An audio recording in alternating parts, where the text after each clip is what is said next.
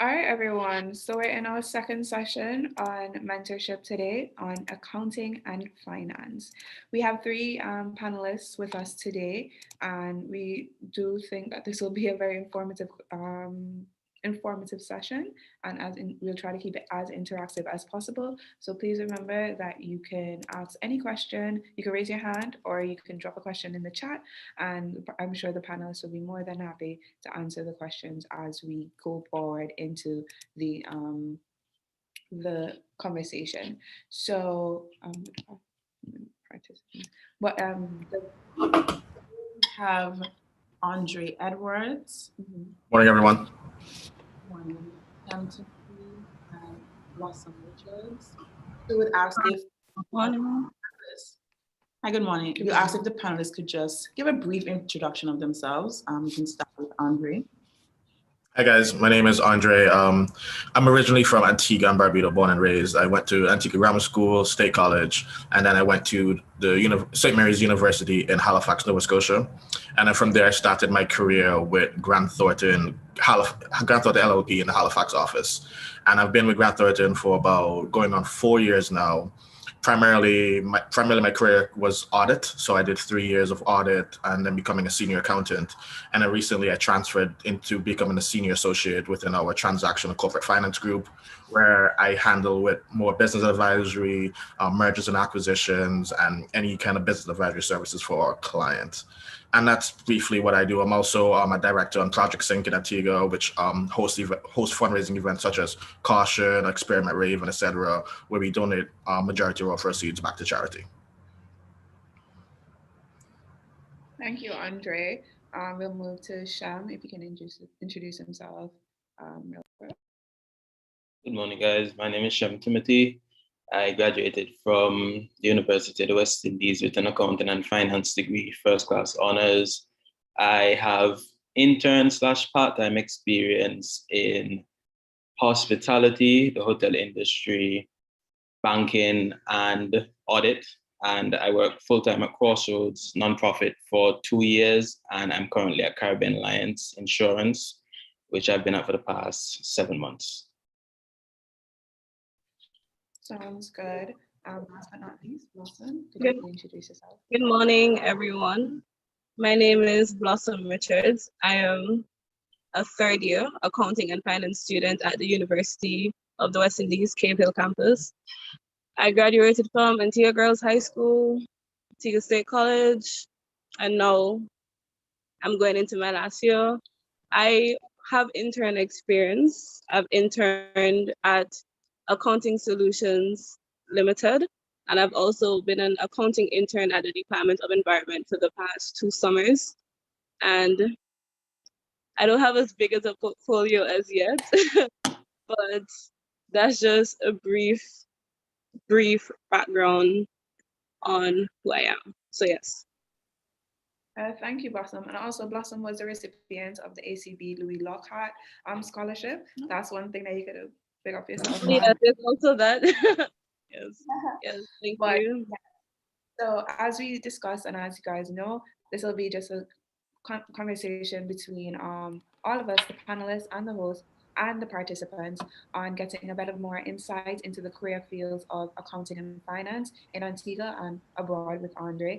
And you just get a little bit more insight for the participants. So we'll start off with the first question, which is, what was the main reason for you entering this particular career field? I'll start with Sham, if he could give his take on that. Funny enough, when I decided I wanted to be an accountant, that was third form at Antigua Grammar School. I actually didn't know anything about accounting.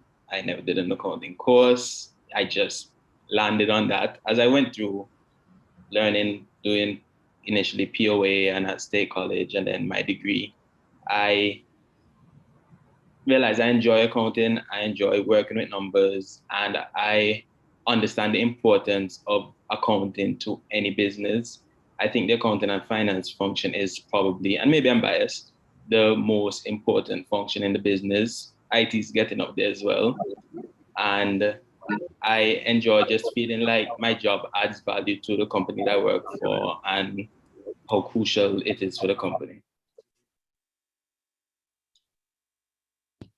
Thank you, Sham. Um, I'll pose the same question to you, but what I wanted to do is just like, what was the reason for pursuing accounting and finance outside of Antigua? What's what was the drive behind that? Yes. So for me, so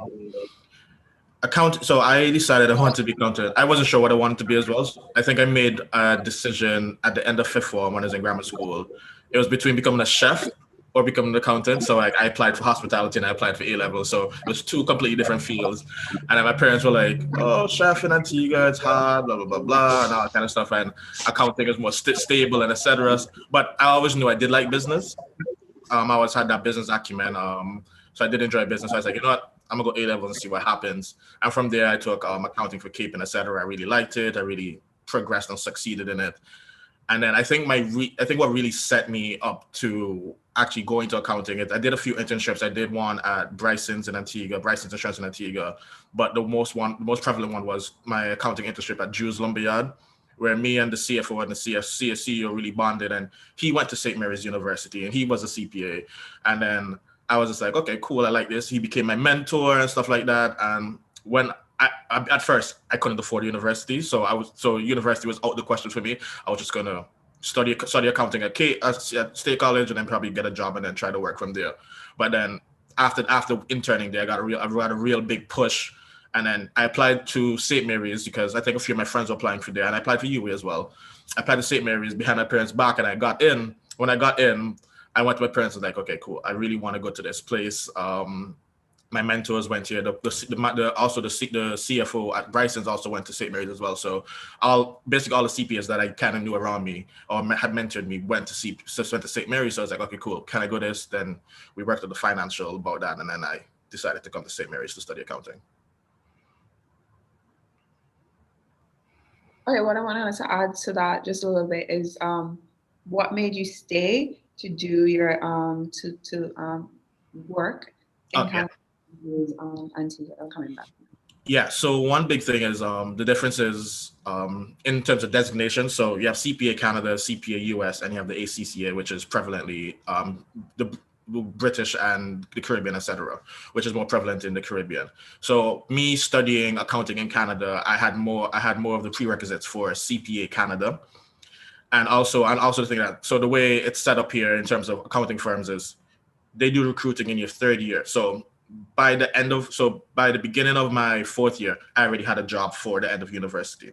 So I already know that I was going to be in Canada long term. So I tried my hand in that. If I didn't get a job in my third year or got recruited, then I probably would have came back home. But I figured, okay, I got a job. They pay for your full CPA. You get good experience, and then so I just decided to stick around with that and do that.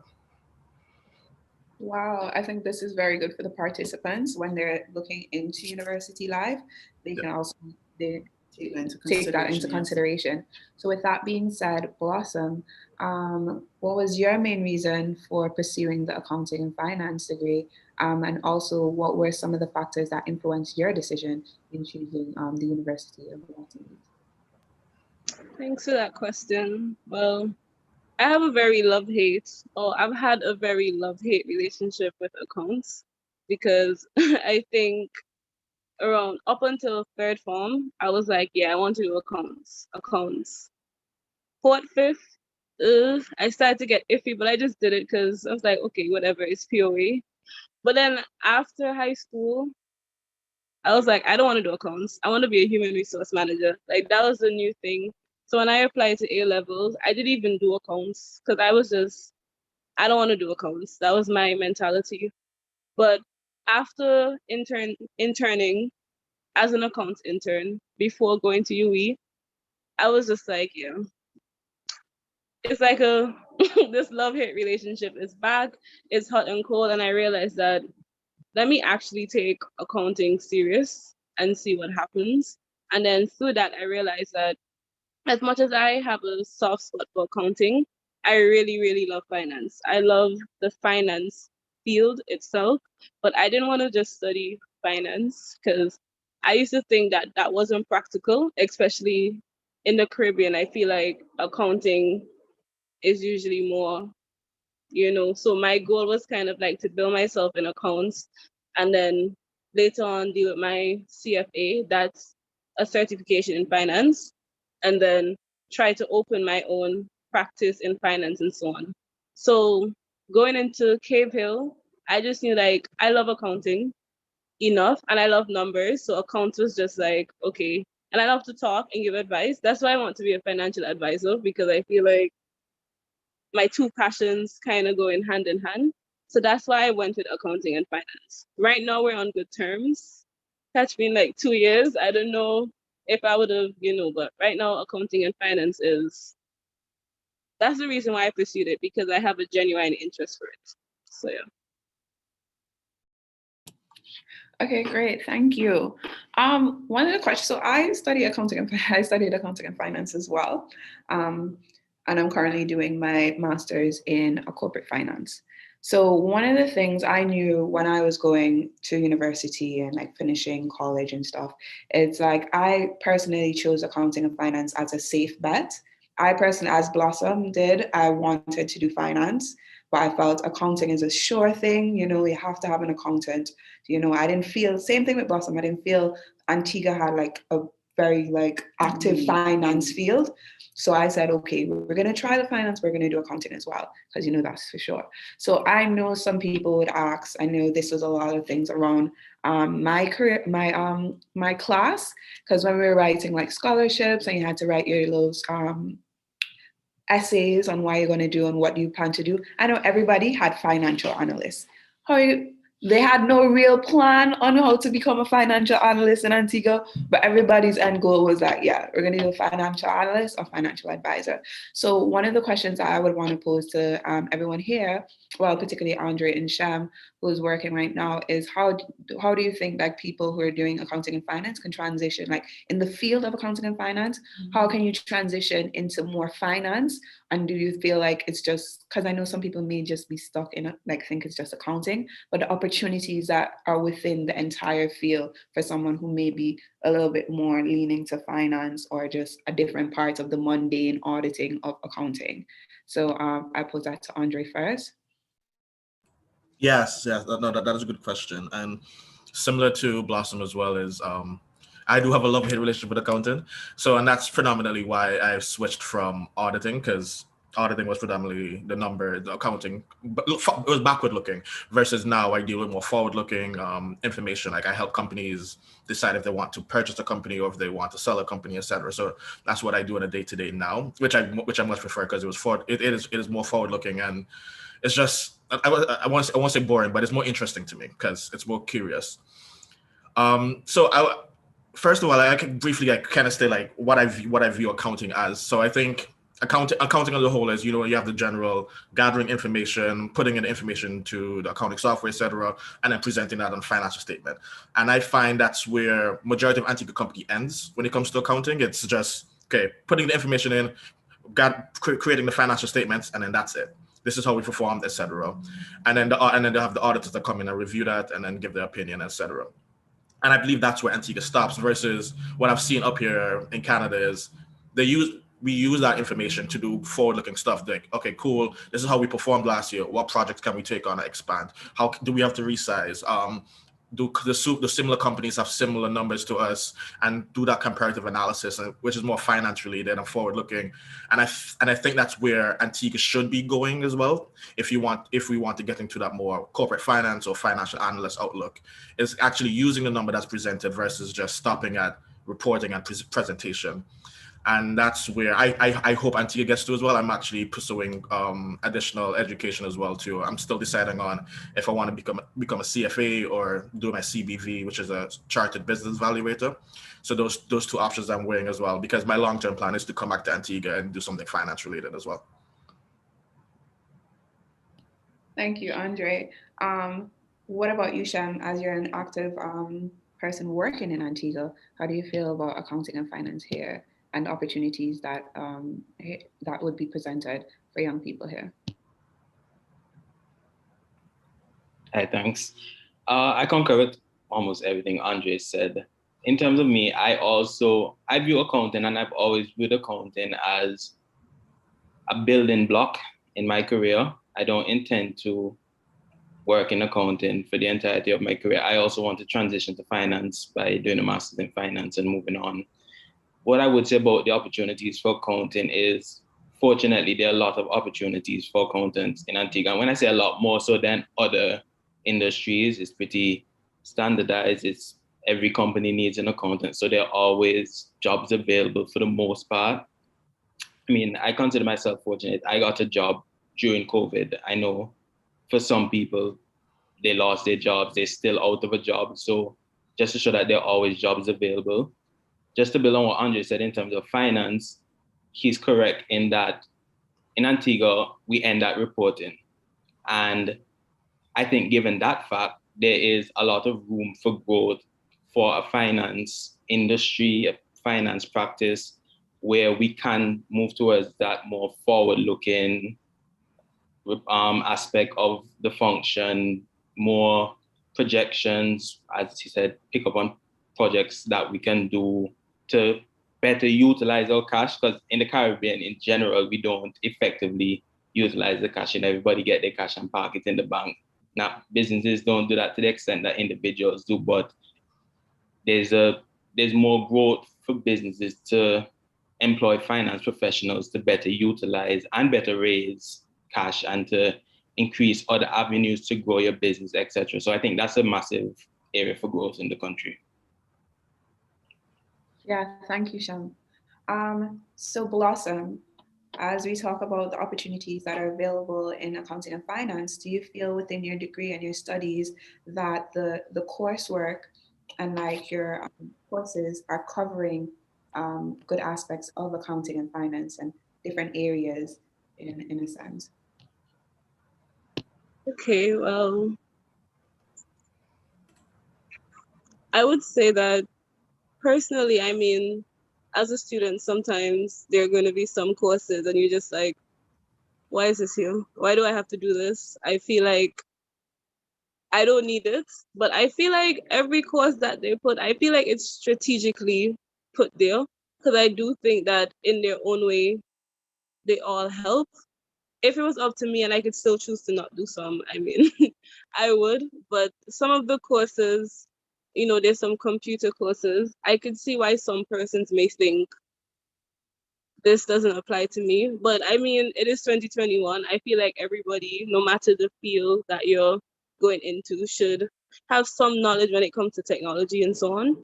And then there's aspects like business law. I feel at Cave Hill, I do plan to pursue my ACCA after Cave Hill. And with my degree, and I'm sure with other universities, when you do a certain degree, you get exemptions and so on. And one of the courses that I thought that I really did not like, which was business law. Personally, I did not like business law. I feel like because I did business law, I had an extra exemption. So like one course that I really could not stand turned out to be very necessary. So I feel like I would have my own personal biases about what courses I think should be and shouldn't be there. But I think the way that they, at least Cave Hill, because that's who I can speak on, the way that they structured their courses, I do think it's strategic. And I do think in its own way, it does what it's supposed to do. I might probably see 10 years from now, 5 years, but I think they all have some part to play in all of this. So yeah. Great, thank you, Blossom. So a question that I'll put to Andre is, what are some of the barriers or challenges that you have faced in working in the accounting and finance field?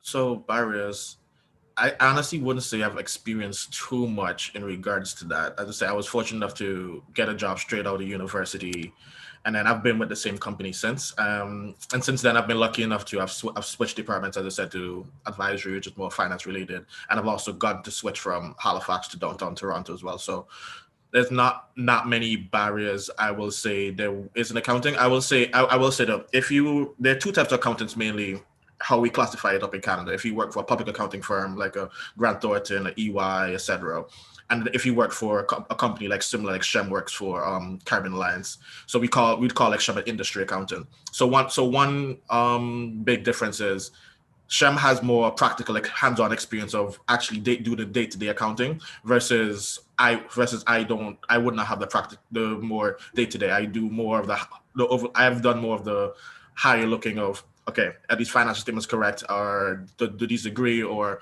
from a business advisory side, do these numbers make sense? Did anything impact the business throughout the year, and etc.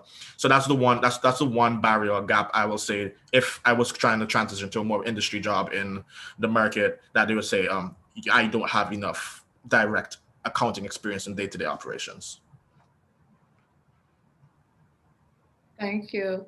For Shem, I would ask, how easy do you find it was to be able to get into this field in Antigua, and if there were any challenges or barriers once you got into the field? Yeah, I don't think there were many barriers. I would say it was pretty easy. I mean, I was fortunate enough to gain internship experience every summer that I was at university. I also got a job immediately after I came back. And even when my old organization, Crossroads, closed down due to COVID, I was within a job within 3 months. So in terms of barriers, I haven't experienced any. Funny enough, I share the opposite dilemma to Andre, where yes, I'm an industry accountant. However, with someone who has a general intrigue about business and different kind of businesses, sometimes as an industry accountant, you can feel boxed into your particular industry. So I'm in insurance right now, so I could feel boxed into insurance, where maybe I might want to learn about some other industry. Maybe I want to learn about hotel, or maybe I want to learn tech or something like that. So I would say that would be the major barrier if you do become an industry accountant, is you may not, and I enjoy learning about the field of insurance. So it's not really a major problem for me right now, because I'm enjoying learning about insurance, the industry. But I can see how you can become boxed into that and become maybe bored, or maybe you want to expand to learning about different industries, and that would provide a problem. And I will add to that as well, to Sham's comment, is that's one good thing about working for a firm. If anyone who is in university is thinking about getting experience with a firm in Antigua, et cetera, it exposes you to many different industries, so you can see which one you like. So for instance, you could be working on insurance client 1 month, and then the next month you're working in a hotel, and you kind of see, okay, cool, this is how business operates. I'm interested in this part. And that's the main reason I took up auditing as well, because just to get those core concept of kind of looking at a business, breaking it down, understanding, okay, this is what makes it tick, this is what makes this industry works, this is the seasonality of it, and etc. And that's one thing I do like about being in public accounting, is that I just get to see what I like. And then so if I do make a final decision to go into industry, I can be like, okay, cool, I already have experience in oil and gas and etc. So I want to go into these things. Thank you. Wait, before I go to Blossom, I have a question for you, but Joya has her hand up, so I'll let her ask a question, and then I'll come to you, Blossom. So Joya, you can ask your question. Hi, good afternoon. So I just wanted to ask, do you guys think it's difficult, like learning, like say you're working at an accounting firm, and you're being like exposed to different industries at one time? Like, yes, it would be interesting to learn about all those different industries, but do you think it's different, like jumping from learning about different industries, if that makes sense, while doing accounting? Yeah, in terms of like jumping from different industries, I guess from a client basis, it can be difficult to kind of memorize everything, or just keep that kind of expertise versus focusing on a particular industry. But one thing in terms of like accounting firms, like you write your understanding of each business, so you always have something to reread, and usually there's somebody, usually at our level, or at a more junior level, I should say, There's usually a senior who works with you as well, and they kind of break down the industry and break down how things work with you before you kind of jump into that file.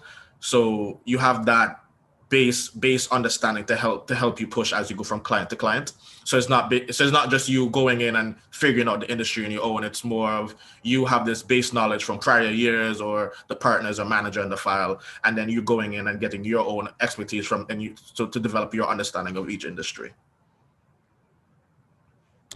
I hope that answers your question, Joya. Yes, it does. Thank you so much. I don't know if Isham wants to like add on to that in terms of his experience of like looking at different industries in Antigua. You know, you said you was going into insurance and stuff. So maybe you can give a little bit more insight to Joya in terms of Antigua. Yeah, at the firm level, especially for me, my banking experience, which is the first experience I gained initially after university, it was pretty minor.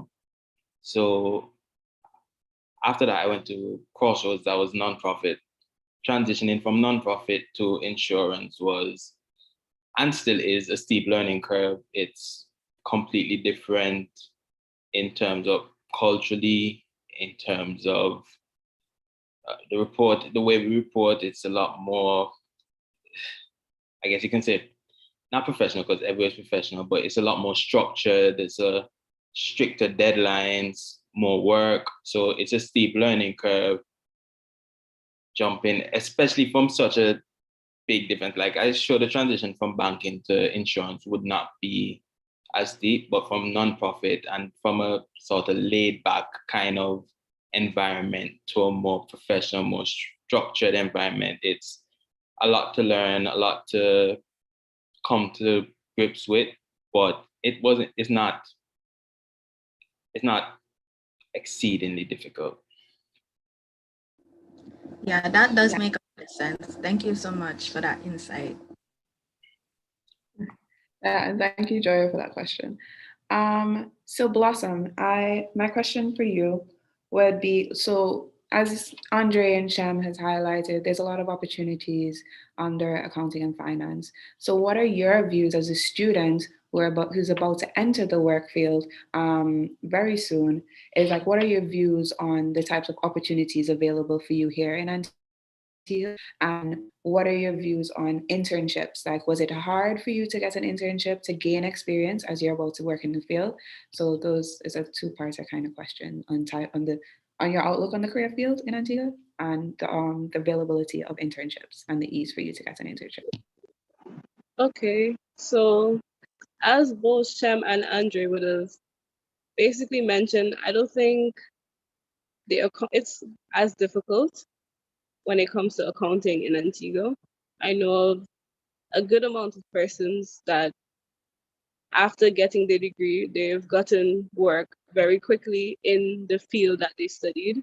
So I think when it comes to accounting specifically in Antigua, there's always so many opportunities, so many options with accounting per se, even for persons that probably wouldn't have even gotten to the bachelor aspect, because I've seen job advertisements for clerks and they ask for at least an associate's degree. So I feel like when it comes to accounting, there's usually so many opportunities. When it comes to internships, however, I think when it comes to internships, there's not usually accounting internships that reach out to you.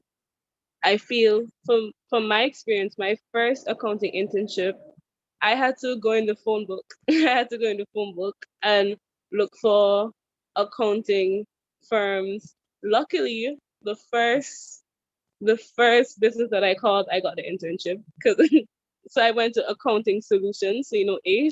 So the first business that I called, I got through, and that experience was very interesting because, like I said, I didn't do accounts at State College. So going in, the last thing I learned was from POA. So everything was different. I got introduced to QuickBooks and P3 and those type of things, and actual real world problems that happened that is just like crazy. So it was just like that internship, I think when it comes to getting internships in accounting, I feel like persons may have to actively reach out. And sometimes you kind of just have to have a genuine interest to reach out and not necessarily to get paid. Because some of these accountants, they would like the extra help, but sometimes they just, let's just say, they don't have it in the budget to actually have a student to come and work for them. So I think you just have to have a genuine interest to learn. Where I am now at Department of Environment, I was very lucky because last year I was a business intern, and in being a business intern, it focused more on finance. So in that aspect, I got two more finance related things. But this year, I asked to come back as an accounting intern, and they were very willing to have me back. And so far, it's been a very interesting experience, especially since it is a government. So I'm seeing a different side of accounting in comparison to when I was at the accounting firm. So I think when it comes to internships, the advice that I would give is, if you genuinely want to be in this field, you kind of just have to put yourself out there. You go in the phone book, call. I recommend calling because they don't like to answer emails. So I recommend going in the phone book and calling and, just showing a genuine interest.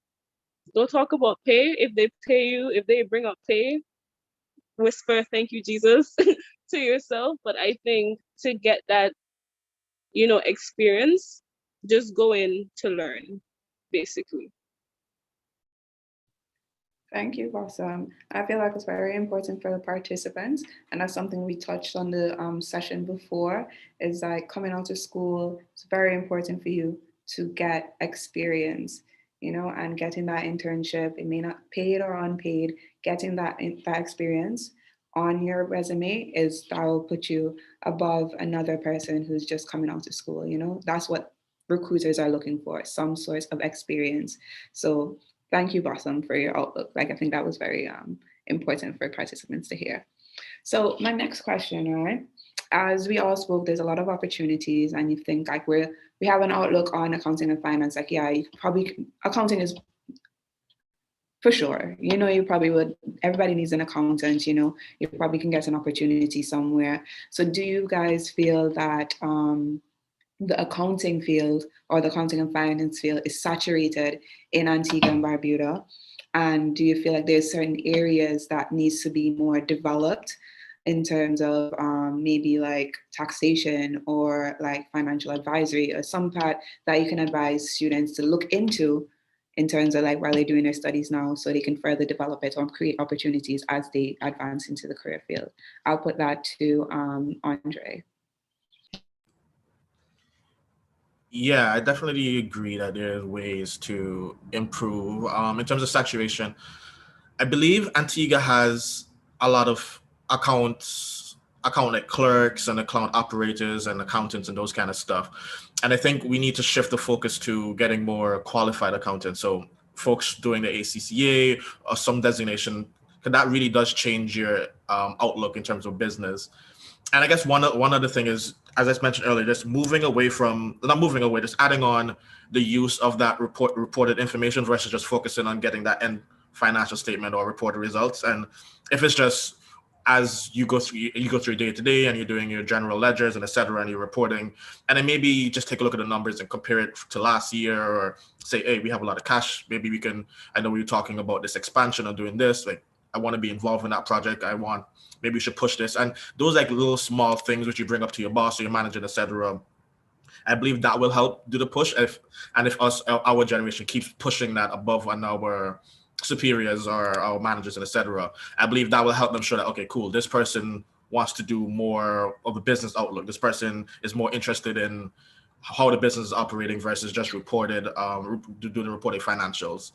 So that's one aspect. And in terms of like taxation and financial advisory, yes, I believe there are possibilities in terms of helping with tax preparation, et cetera. I'm not sure how tax laws work in the region, if UB covers tax, and if it's consistent with what happens in Antigua and Barbuda. Because I know me coming to university, the tax that I learned, it's applicable across the board in Canada. So I'm not sure if it's applicable across the region in the Caribbean. But I do know that people do need understanding about taxable income and what they can report and what they can expense and etc., which will help them operate their business, especially an owner managed business where the same card that they use for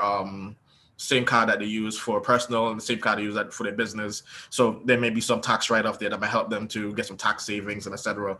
from reporting antiques. I do believe there's some improvement in there. As in terms of financial advisory, I think businesses usually look for external consultants when it comes to like any outgrow or opportunities to grow their business, and predominantly majority of them come from the US or the outside of Antigua, more foreign consultants and advisors than local advisors. So I do think there are improvements for that.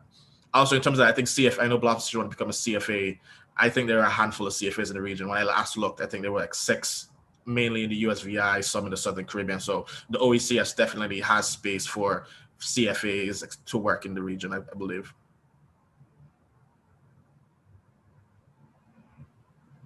Just to add to that, Andre, yeah, there's a handful. There's none in the OCS. Yeah. There's actually a chat. There's none in the OCS. So Blossom, that would be very great for you to that's something I looked into, but it's definitely something that you have to be dedicated towards because there's no precedence before. So I know that's one of the reasons I actually chose to go to Jamaica to do my corporate finance degree, because I know there's a charter for CFA there and there's a more diverse financing industry there. So they have their own stock exchange. There's a lot of financial advisors, value advisors, and so that's why I chose over there. But to do it in Antigua from scratch is going to be a little bit harder. Yeah. But I do believe in you. Hopefully.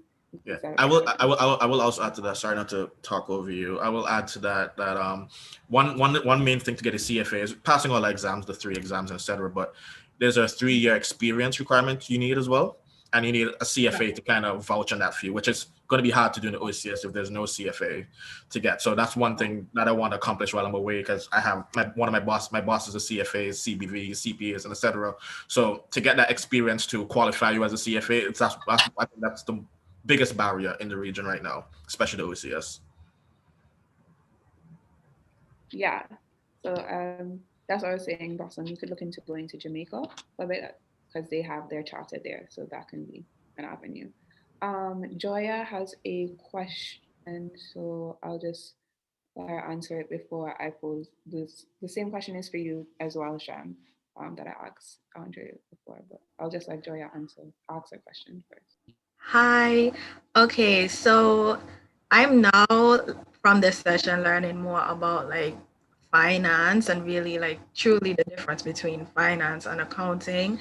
And I really wanted to know a bit more about like the CFA like certification. Like, is it to become like a financial advisor, and like a little bit more of what that role would entail? Yes. Just wanted a bit more clarification on that. Yeah, I don't know if Andre wants to take this one. Yeah, I don't mind. So basically, the CFA is, I guess it's equivalent to what the CPA or the ACCA would be for accountants, where it's just you become a charter holder. So basically, your opinion on financial analysis or business valuations and etc., your opinion is accredited. That just means it holds more weight, and that you could draft certain reports or certain opinions that other people without the CFA cannot. So basically, it's similar to accounting, where people come for an audit opinion to say, okay, cool, my numbers look good, my numbers make sense.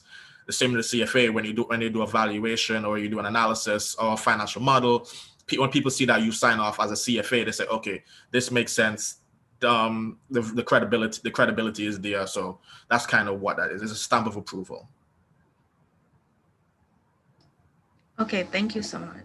No problem, Joya. I also see that you had a question about work-life balance, was it? Or Mel had a question about how we office culture. Yeah. Yeah, I'll pose this to Sham. If you can answer the question, and then Andre can give his take. So I don't know if you saw it, but it's Mel asks, "Hi guys, do you find navigating the corporate world, how do you find navigating the corporate world, office culture, and do you have any principles you live by in the office?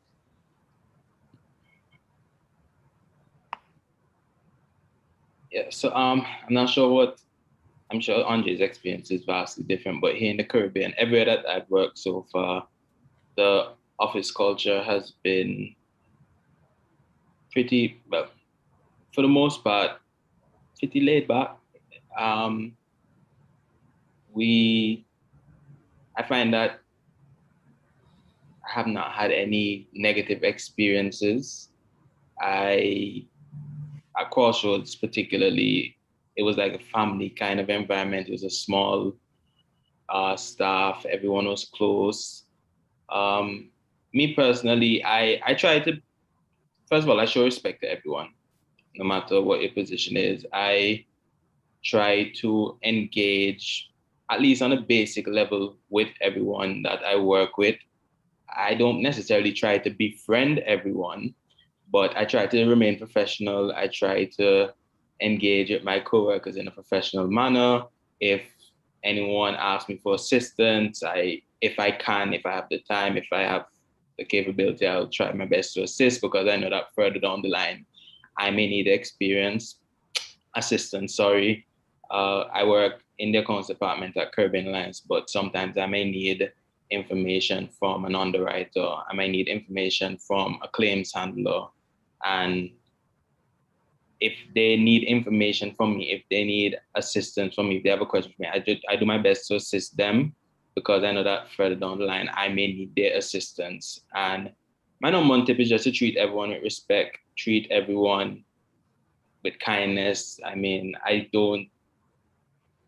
try not to, judge anyone. I try not to, you work with different people, you work with different characters, and you just have to try to understand and respect everyone's experiences and upbringing and the character and the kind of person that they are. Yeah, great. Thank you, Sham. I don't know if you want to speak about your experience in Canada, Andre. Yeah, so basically similar to Sham as well, just kind of respectful of everyone. I guess it's more of an extreme here in terms of working with people from different cultures and different backgrounds and different like language barriers and stuff like that, which is one thing we do face up here, but I think everyone is pretty respectful and stuff like that. I've worked, so I've had the opportunity to work for the firm that I work for now. Also, I worked for them in Antigua. I did an internship for them in my last year of university as well. So I guess comparing work cultures from Antigua to here, I'd say Antigua, it's more structured in the sense that in terms of like some policies that which we may find archaic. Like I remember when I was there doing my internship, I was on my phone. Like I had to hide if I want to use my phone. I kind of had to hide and sneak using my phone and those kind of stuff. Versus so when I started working away, like I think the year after, I remember anytime I used my phone, I had to sneak. But all my other colleagues in my year, they just used their phone regular. They could go on phone calls. Like they could leave the office and go for lunch without saying anything. So I was a bit shocked there. So it was a drastic change in terms of like how they kind of, I want to say micromanage, but how they kind of supervise you, etc. Where it became more like, okay, here's the work that you have to do. Just do it. We don't really care how you do it, but just get it done. If you come to work 10 minutes late and etc., no one watches that kind of stuff. So it was pretty laid back for me too. So I really did enjoy that. And at a firm, you have a very work hard, play hard kind of culture as well. So like, there's some days I'm working from 9 a.m. to a 12 a.m. and etc.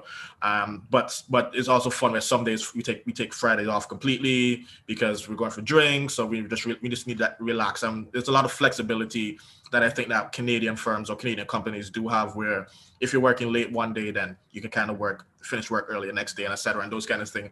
Versus a structured 8 to 5. Like I've never had a structured 8 to 5 day in my career. I believe it's always been do the work that you need to do. If it takes you longer, it takes you longer. But if it takes you shorter to do, then you can kind of leave. But there's always work to do as well too. So that's another thing. So like for instance, I had a very busy month. My boss said, okay, you can take Tuesday off, even though I kind of hinted to him that Tuesday is kind of a Monday. Tuesday is a holiday in the Caribbean all the time. And then they're like, okay, just take the Tuesday off. It's not a vacation day. It's just, you can just plug all your time to admin, just take the day off and then do what you want to do. So very work hard, play hard, which I do appreciate. But on the flip side of that is it's hard to schedule your personal life. So, as I said, like some days I go to work, I'm not sure I might finish work at 12 a.m. But if I have like plans to do or stuff like that, I do have to cancel it. And that's one thing about being a professional, which is kind of sucks. And there's no overtime pay. When you're a professional, it's strictly here's your salary.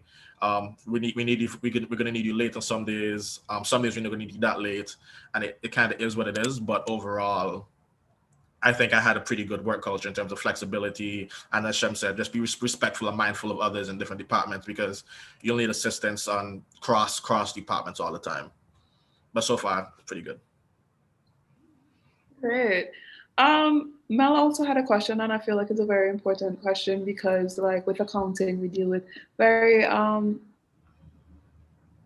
important information, and yeah, it's very confidential in a sense, and so Mel asks, do you guys feel like the stakes are really high in terms of mistakes you can make, and does that ever give you a bit of anxiety dealing with like the level of work? So I'll give that to Shem, and then Andrew can give his take. I do agree with the question. The stakes are really high. What I would say the good thing is in the profession, both public and industry, is you always have a supervisor, whether it's a senior in auditing or it's your CFO, the finance manager in a private company. You have someone above you who, especially us as young professionals, your work goes through them. They review your work, both in auditing and in private practice. So I would suggest that if you do make a mistake, yes, nobody wants to make mistakes. I don't think it's that high profile because you're not presenting the final information. So it's going to go through a few more checks prior.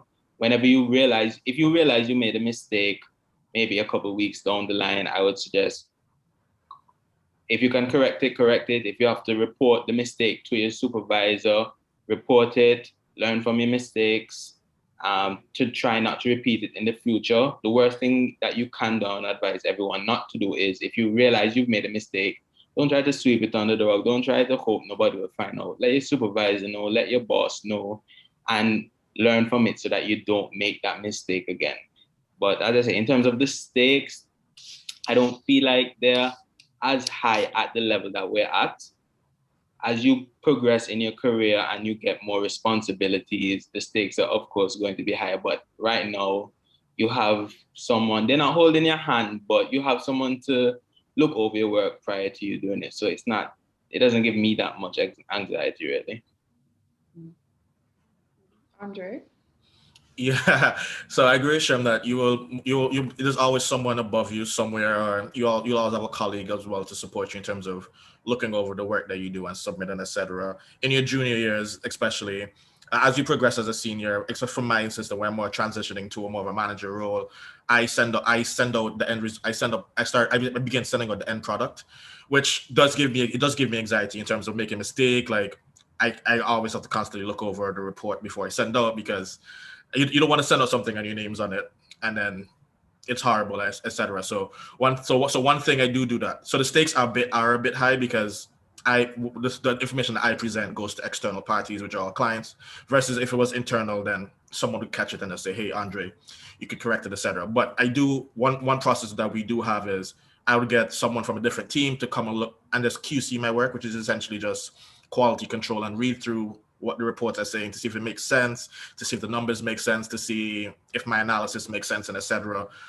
And that way I have two eyes. And of course, the partner in the file is pretty much working with me as well, but it's also good to get some fresh eyes to look because something that you and the partner might overlook because you guys are in the weeds working, somebody with fresh eyes might come and question because they will be reading it from the viewpoint of the client or the external party. So they might come up with a few questions that you can tackle in the report versus after you send out and then notice that you have a few mistakes. But I do believe I do get anxiety with that kind of stuff, but I try to manage it by just QCing my work and just knowing that I am human. You do make mistakes.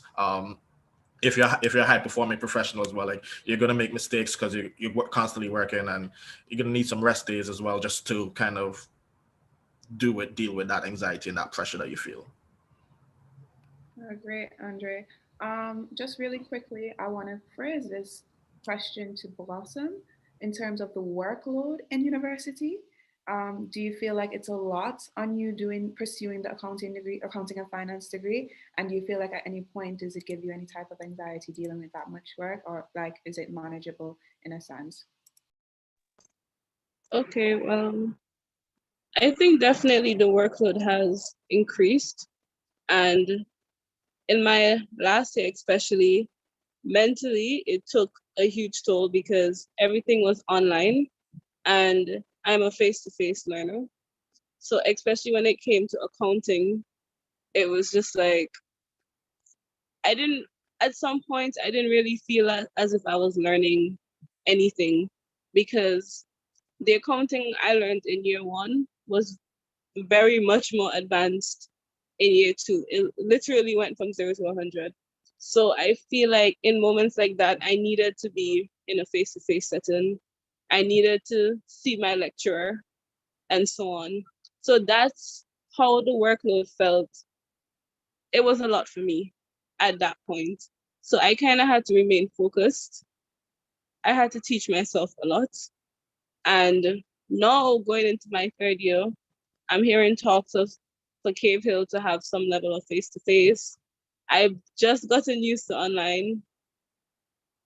To go back to face-to-face now, I'm praying for myself in this case. But I think once you really focus at the end of it, you'll get it. At the end of the day, the principles still lie.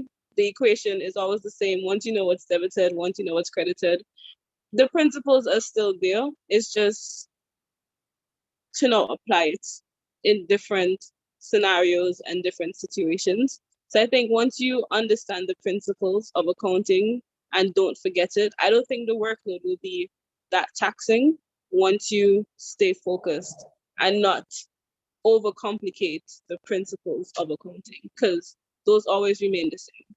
So yeah. Thank you, Blossom. So we're just going to close off real quick, and we're going to close it with the last question that Mel asked, which is like, can you share one thing you wish you knew before starting in your field? That's a joyous And question. when you answer that, also just give one last bit of advice. Joya, I see your hand up, but I'll just let them answer these real quick, and then we'll come to Joya's question. So Andre, I see you chuckle there a little bit, so like you're eager to answer. So I'll start with Andre, then come to Shem. One one thing I definitely wanted to know before I started my accounting career, like that how I want to say mundane, but it's like how repetitive accounting was initially in my first few years. Um, just because I think I came in with the mindset of okay, cool. I did this in school. I thought it'd be more fun, but it was repetitive at first, and that kind of did take a toll on me because like, oh, this is boring, my career, and etc. But then I realized how flexible it could be as well. So I think that look at the repetitiveness. I think if I wish I knew that yes, it's repetitive, but it's also flexibility and also growth, because I think initially my career it wouldn't have impacted me as that much. And one bit of advice is just enjoy your university life as well, right? And you're studying accounting or whatever you're studying, make sure you enjoy it, because the work life, it is completely different to what I expected it to be in terms of like responsibilities and etc. And just the workload and stuff like that. Just enjoy your free time now while you can, and make sure that you start practicing taking care of yourself. That's one big thing, especially if you study accounting, because it is a high stress job. And that's another thing I wish I knew before, is how high stress it could be, and kind of learning how to take care of yourself before that, so it doesn't impact you in early careers. Great, thank you, Andre. Shem?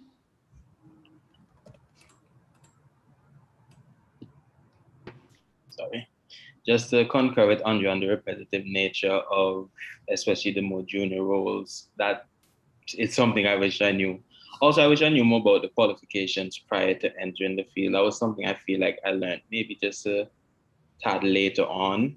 I feel like it's good to have, it worked out for me because ACCA was right there for me, and given where I want to live, given what I want to do, ACCA works for me. But for someone who may want to work in Canada, someone who may want to work and live in the US, I think that it'd be better for them to have this information early on. I don't know if maybe through the universities in your first year, but more public education on the qualifications in the field, so people can, start their career planning a little bit earlier, so that they can know which qualification best suits them for their career. In terms of advice, we spoke about gaining experience, but also just make sure you keep that experience with you as you go along. Try to learn as much as you can in whatever your role is, and try to take that knowledge and experience forward to help you in your career.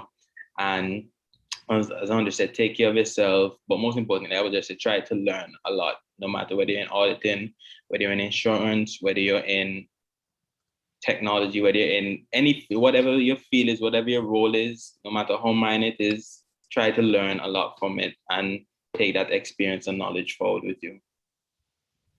Thank you, Sham. And Blossom, I know you haven't entered the field as yet, but you can give one last bit of advice to the university students who are pursuing accounting and finance. Well, the advice that I'd give is, I guess I could say, to remain focused, yes, but also, as mentioned, take care of yourself.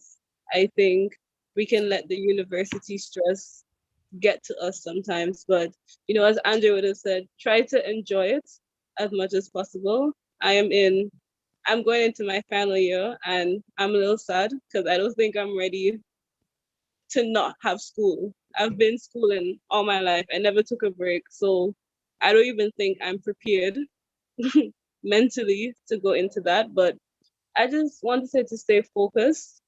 I know that it could be difficult at times, but you can always reach out to me because I'm going through the same thing as you right now. So I feel like, I'm very nice.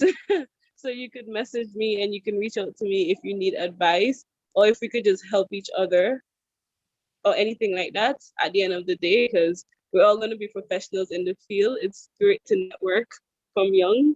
So just to stay focused, take care of yourself, look up scholarship opportunities, please. Even if you're going into your second year, your third year, you can still look for scholarship opportunities, because there's so much more than we know are available. And I'm not sure if there's anybody in here who they haven't gone into university as yet.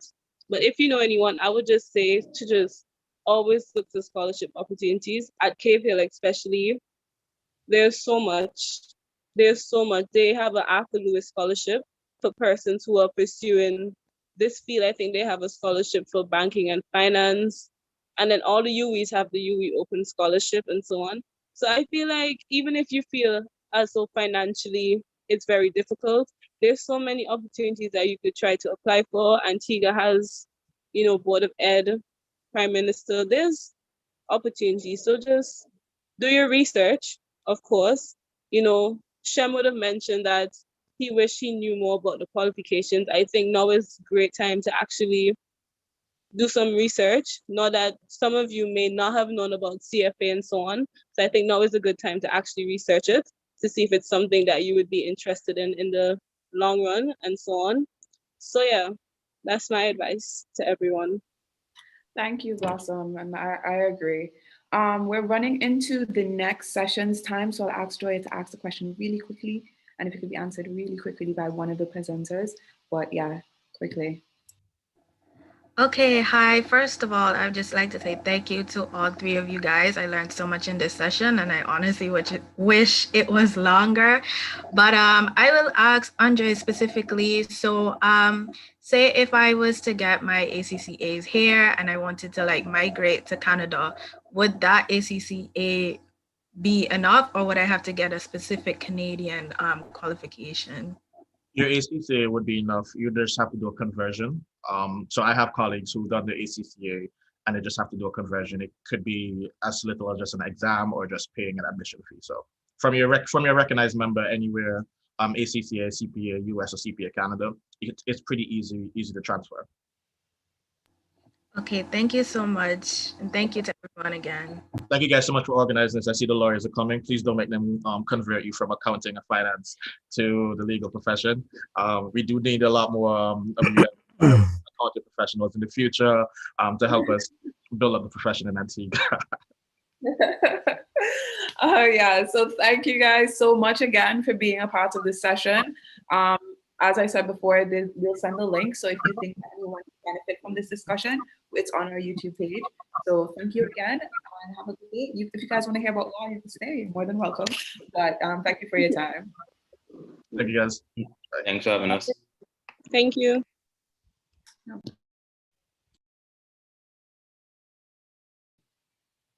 Sorry for the delay. The session went a little bit longer for accounting and finance, so we'll just jump right into law. Thank you, everyone. Thank you for the panelists that agreed to be with us today, and we hope that this is a very informative and insightful discussion. Sorry. So this afternoon, we have 4 panelists with us today. We have Ms. Willis Adams, Jermaine Rudd, Anika Nicholas, and Tessa O'Keefe. So what we're gonna do, we're gonna just invite everyone to briefly introduce themselves, and then we're gonna go straight into the session. So we can start with Willis. We'll start with Jermaine.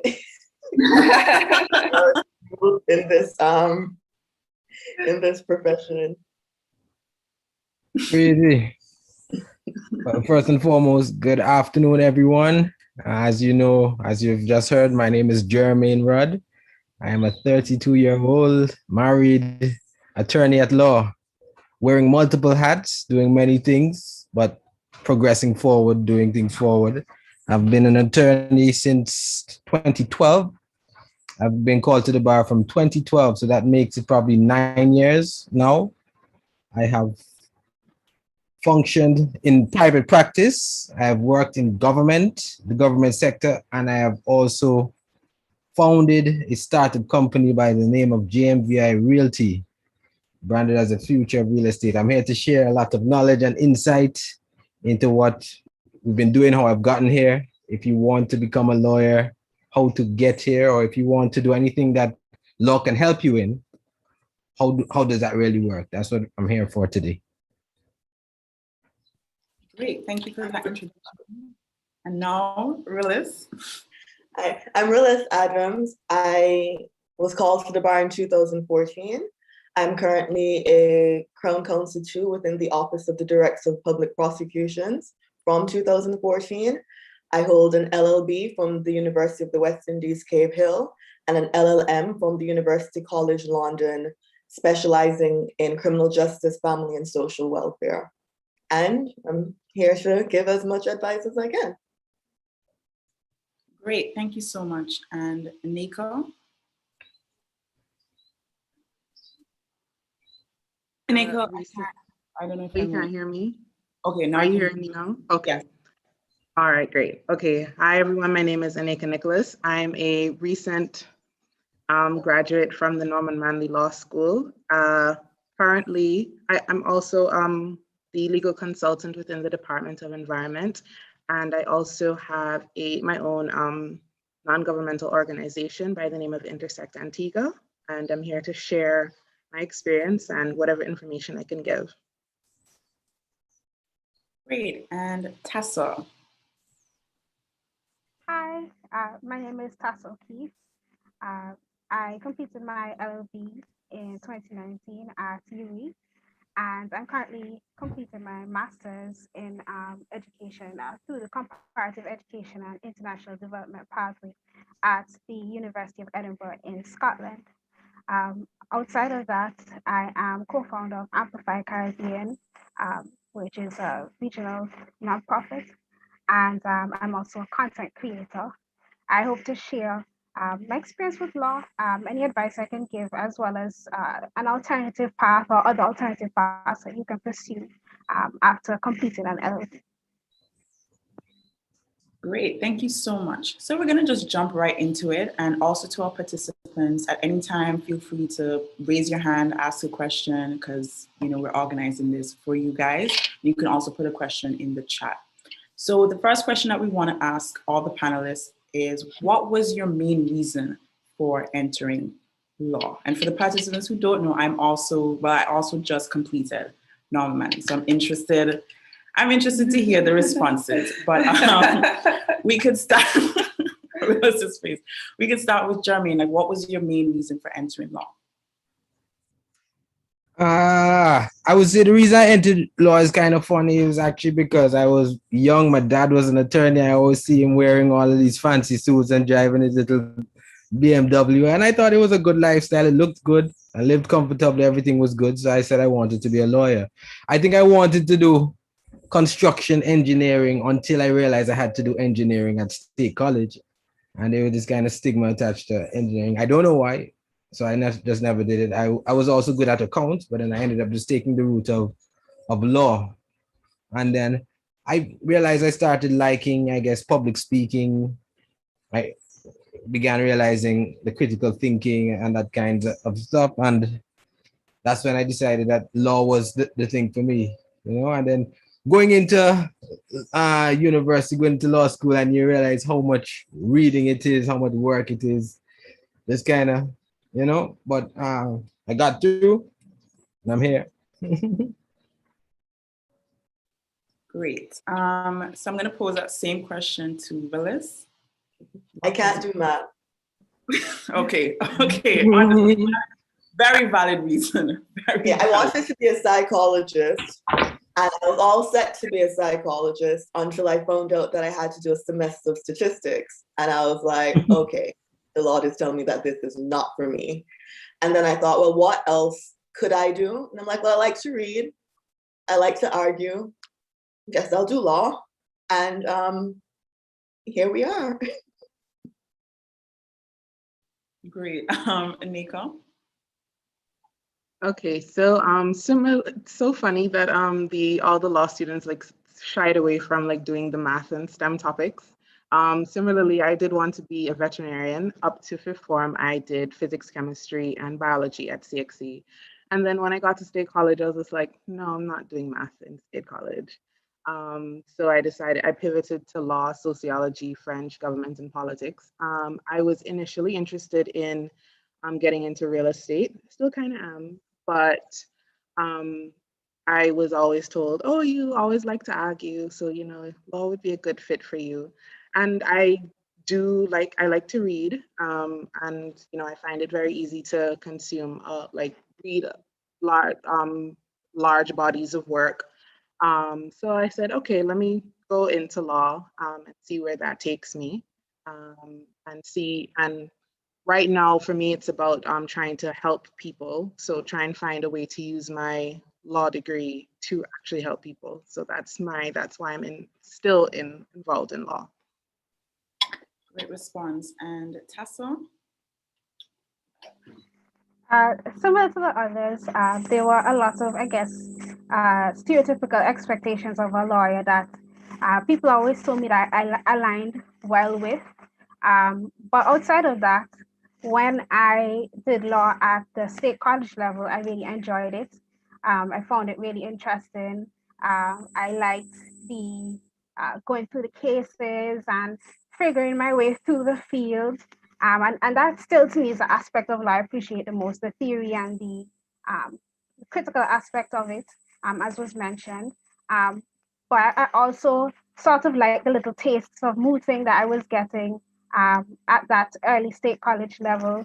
And that carried through as I went into doing the bachelor's. So that was my initial reason for studying law.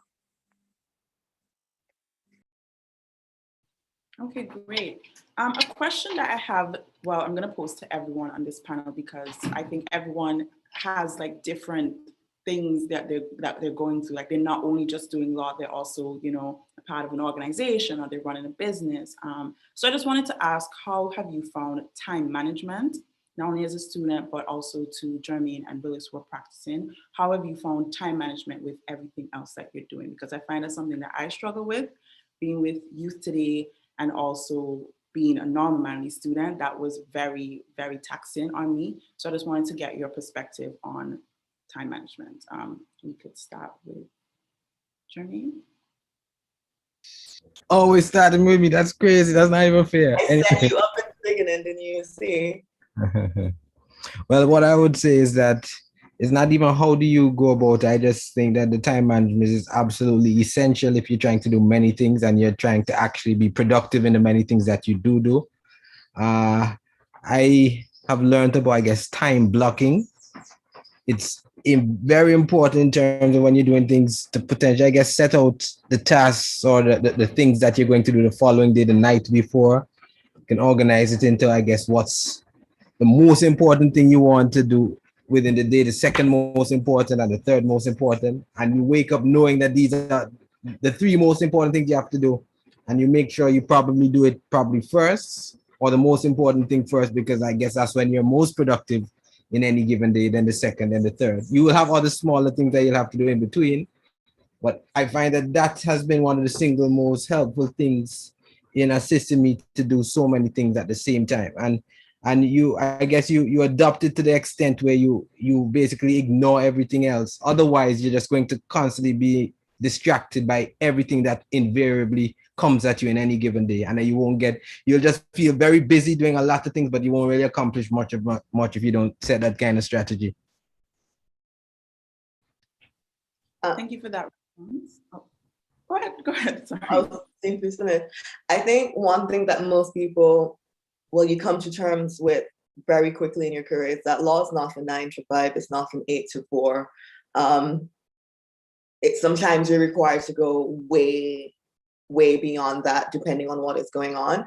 I'm fortunate because I write. So that's the second thing that I do, but I'm self-published. And so I set all of my own deadlines, and I don't really have to work with a lot of people in order to meet the deadlines. It's just down to how I structure my day. And so I do my writing in the early morning. So like from maybe 4 in the morning. And then I do legal stuff throughout the rest of the day. That was the best way for me to be able to handle that. To say, if I have something that I need to do for work, I will stay at work until I get it done. But then I'll do all of my writing things in the morning. But I think Jermaine is really right. It's very important to have a list, and to have a list based on priority. And that's really important with studying as well. Don't be like me. When I was in law school, I was very chaotic. And I saved everything until the last minute, and it was not good. You should have a list of the things that you need to do in order of priority. And even though you must give yourself grace, because that's very important in meeting, you're ticking off of the boxes, you follow the list as closely as you can. Because as Jermaine said, you'd be running around like a headless chicken without that, knowing exactly what you need to get done. That is great advice. Thank you so much. Nico? Okay, so I'm going to co-sign the list. I'm a list person. I also, for me, what worked for me is actually having like a physical diary. So I get at the beginning of the year, or at the end of the year rather, I pick a diary that I'm going to love and I'm going to carry it around. So the one I have, it has stickers, it's beautiful, it has artwork. So I'm actually invested in actually writing in it and writing down things that I need to get done.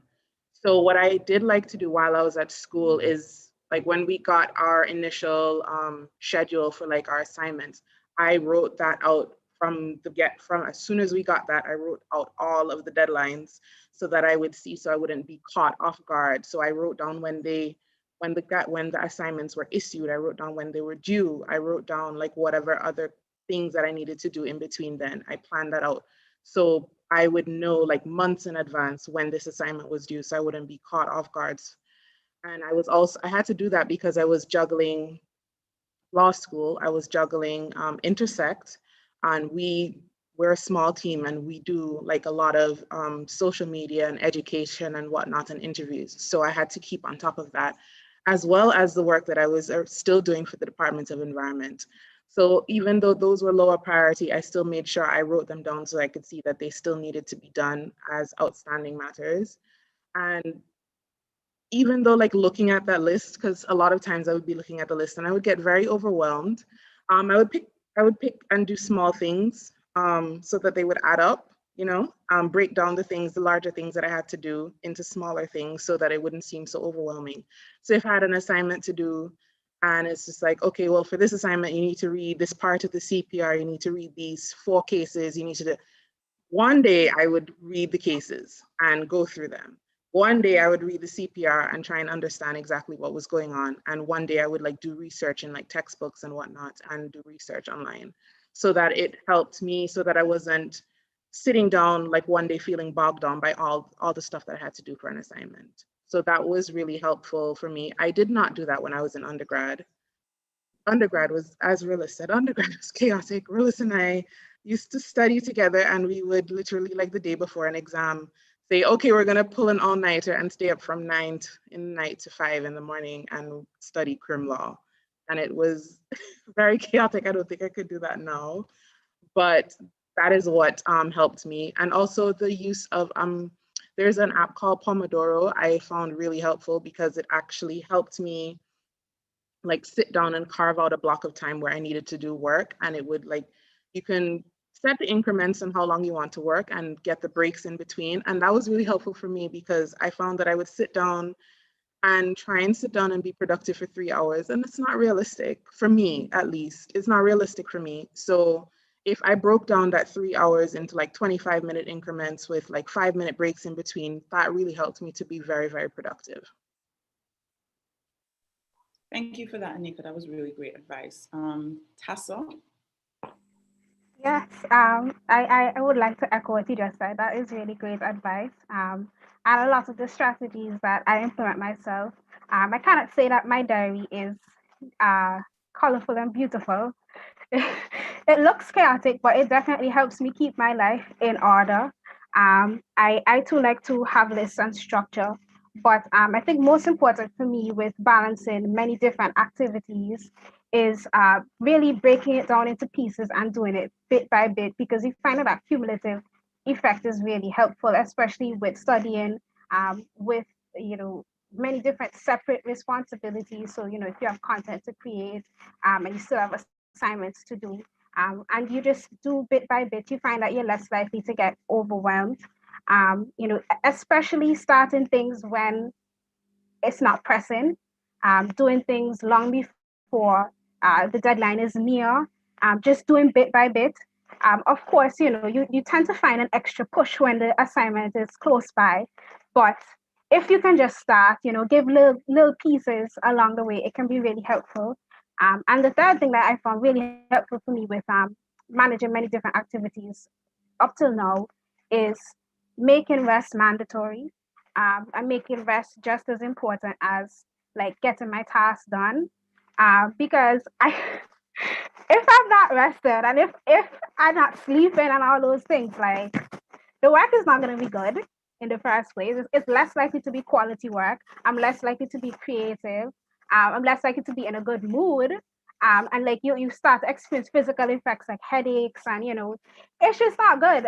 So sleep and taking a time to just de-stress and relax and indulge in whatever kind of self-care is good for you. I find that that's like a big secret to staying productive because at the end of the day, it's better to get some sleep and produce 2 hours of quality work than to not get any sleep and spend 6 hours working and produce nothing, or produce nothing of substance.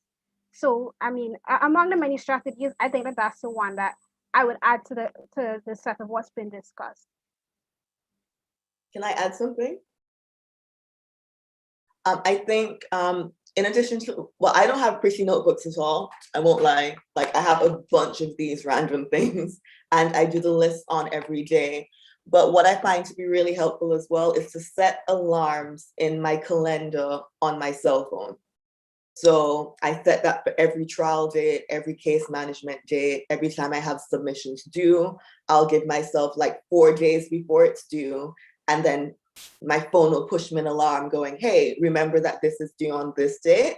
Because sometimes I may write things down and not get to them in time. Like having that physical reminder of your phone going, hey, remember this is due on the 25th. Or remember you need to finish this part of your submissions by then. That actually helps a lot as well. Thank you for that, and thank you, Tessa, for your advice as well. That was very helpful. I have a question to the practicing attorneys, and I was gonna ask Willis, but because Willis just spoke, so I'm going to ask Jermaine to answer. But I really wanted to know, for those who are here today and who are interested in doing law, becoming lawyers, what would you say is a personal skill or personal skills that they should have or should try to develop?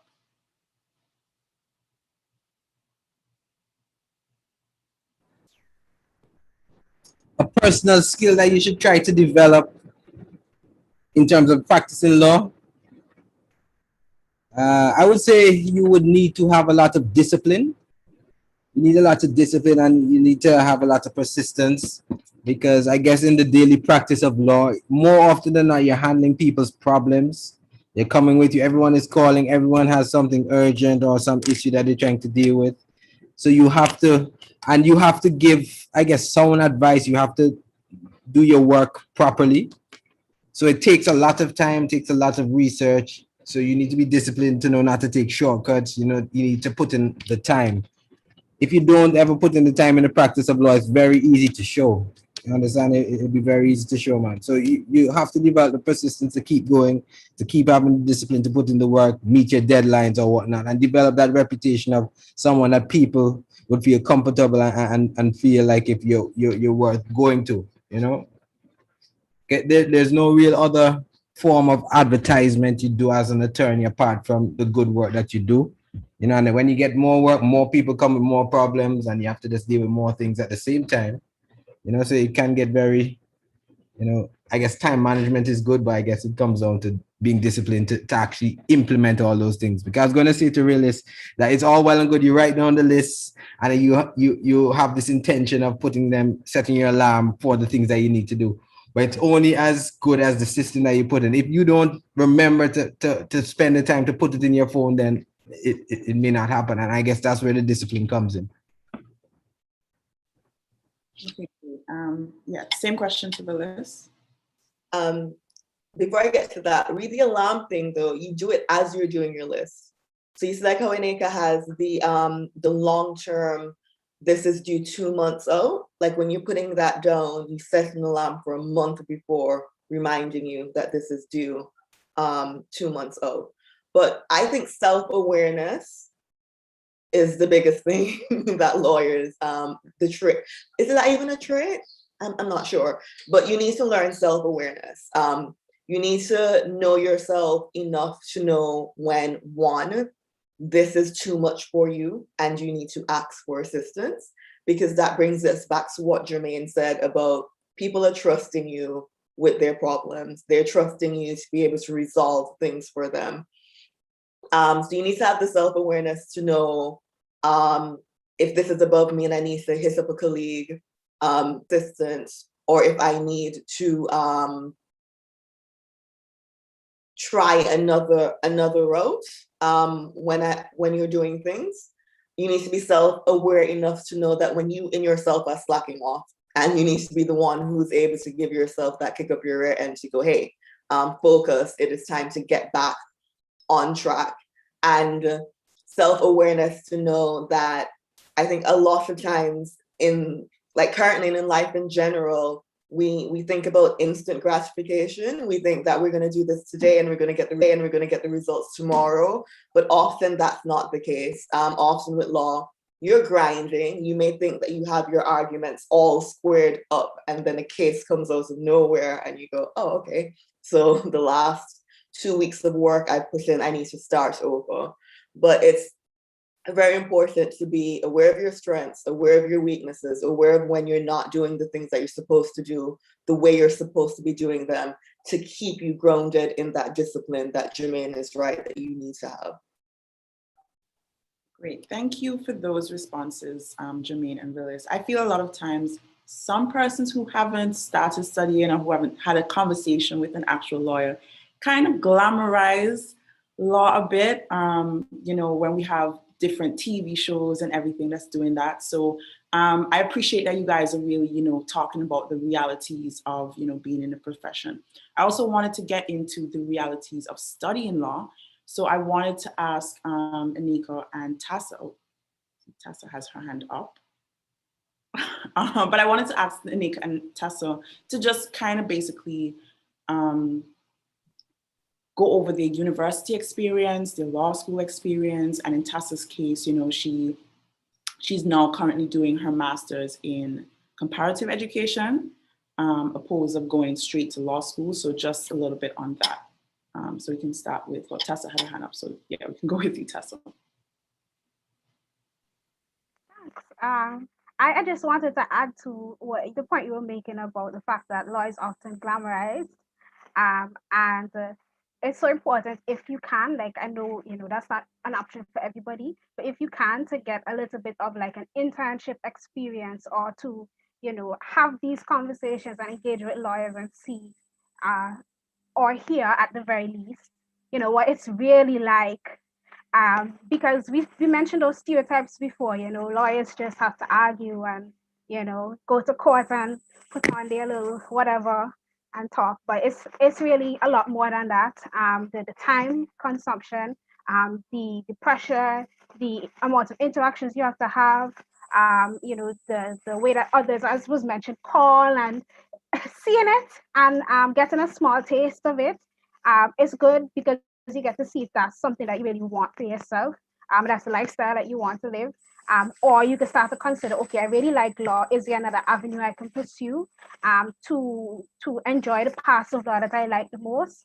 Or, you know, just having that experience is really important. So that's why I was raising my hand to say, because like that to me was pivotal in terms of the career path that I've decided to follow. Getting that taste, getting that experience, and seeing what parts of life I really enjoy the most and what path I really like to follow. But to your second question, my university experience, I would say it was a growing experience. Doing my undergraduate degree in law, uh, really a growing experience in all ways. As an individual and as a student, um, when I started my undergraduate degree, I really sort of had to approach law in a different way, really build up that foundation that was needed uh, in terms of the content, and, you know, in terms of my capability to manage and balance everything. Um, but I would say I got through fairly well the first year. The second year, uh, things increased in terms of intensity, both in terms of the content and in terms of the external responsibilities. That's when I started Build Tutoring. So I was teaching students who were in year one, and balancing that with my academics really helped me to gather the time management skills.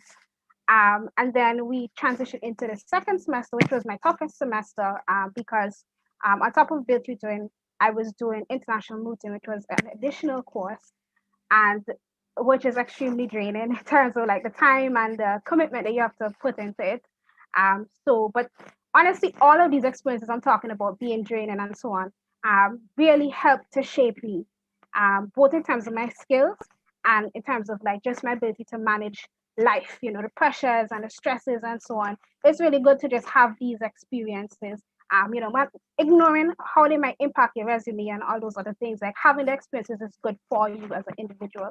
And then third year, honestly, was the easiest for me, at least, um, uh, both in terms of the academic content and, you know, balancing other activities. I found that once I really got my bearings, and of course had an opportunity to dabble in other areas, I started to find what I really enjoyed the most. Really embrace my passion for teaching.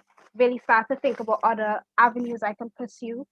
And so that's where I began to think about, okay, how can I take the things I like about law and combine it with, you know, just my own personal passions and the things I enjoy generally. And so that's how I ended up transitioning now, gradually. It's a lot more complex than I'm making it sound, into this master's in education. So I think I'll leave it there and I can expound later if necessary. Thank you so much for that, Tessa and Nika. your overall university law school experience?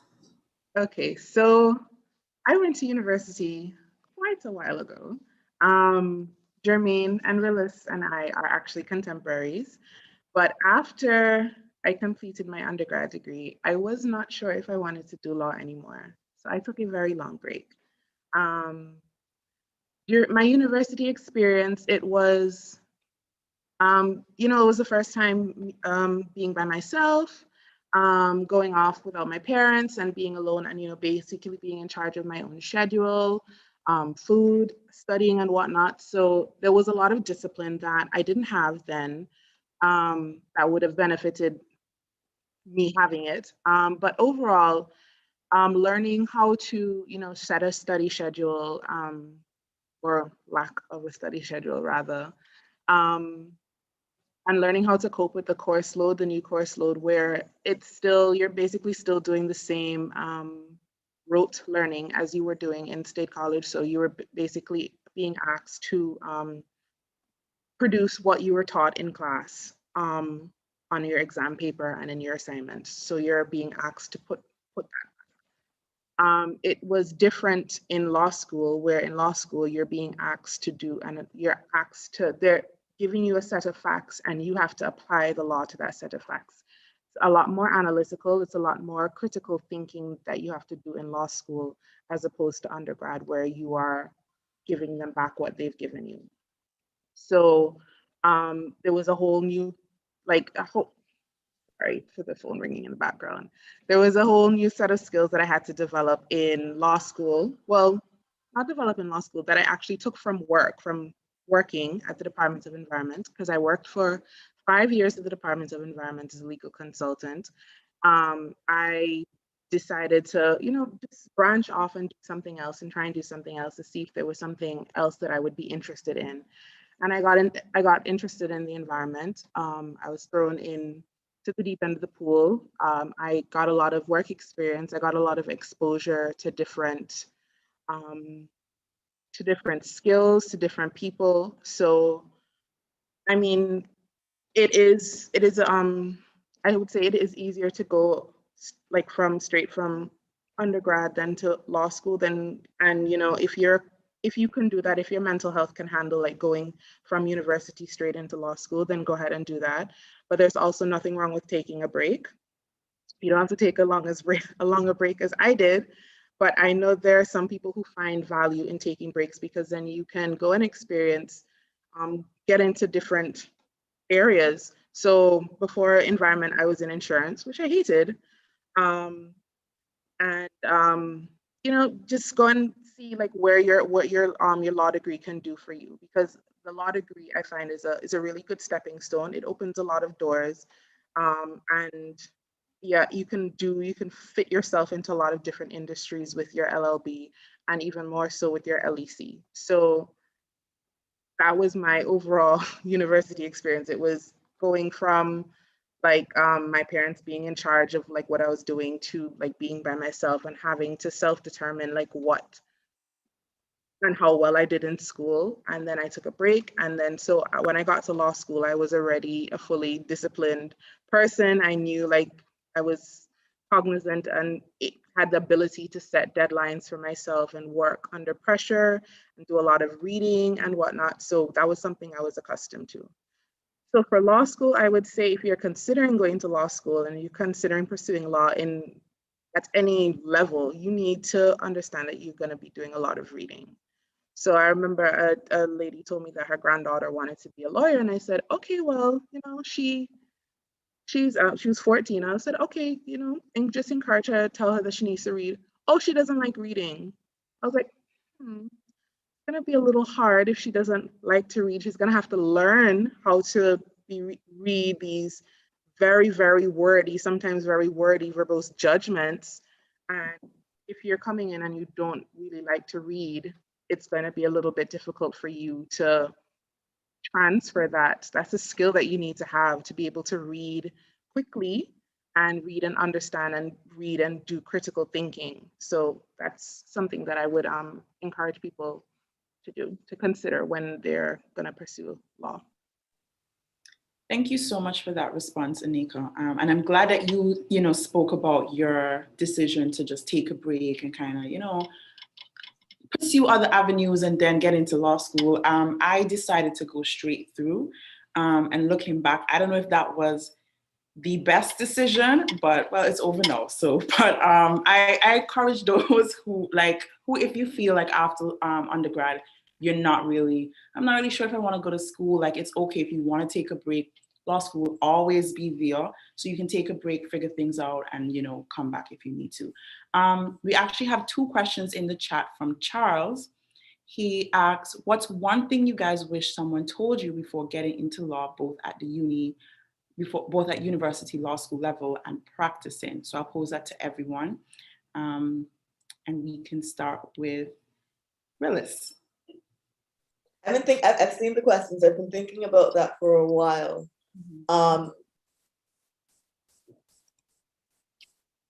think for me personally, I wish that I better understood at the time that getting the LLB, but Anika had touched on that, getting the LLB did not necessarily mean that you needed to become a lawyer. Because I'm in love with the theoretical aspects of law, more so than the actual practice of law. And the most fulfilling law has been to me was when I was actually teaching it. So I tutored at the University of the West Indies while I was doing my LEC at Norman Manley. But I wish people had said to me that an LLB is such a blank canvas. It can be useful in so many different areas. And I think we think of, you get an LLB, you become a lawyer, and that limits you in realizing the extent of what you can do. We link law with politics and then nothing else. But having a law degree is very, very useful in so many different industries. And then with regards to what I wish I realized before I went into practice, even though, looking back, it seems like common sense. Law school, your LLB is one thing, law school is another thing. You really start to learn the law when you practice. Like, it doesn't matter what you think you know, you knew in law school. It doesn't matter you leaving law school like at the top of your class going, yeah, man, I got this going. You get thrown out into the world, into practice, and you're like, whoa, this is not what I thought it was.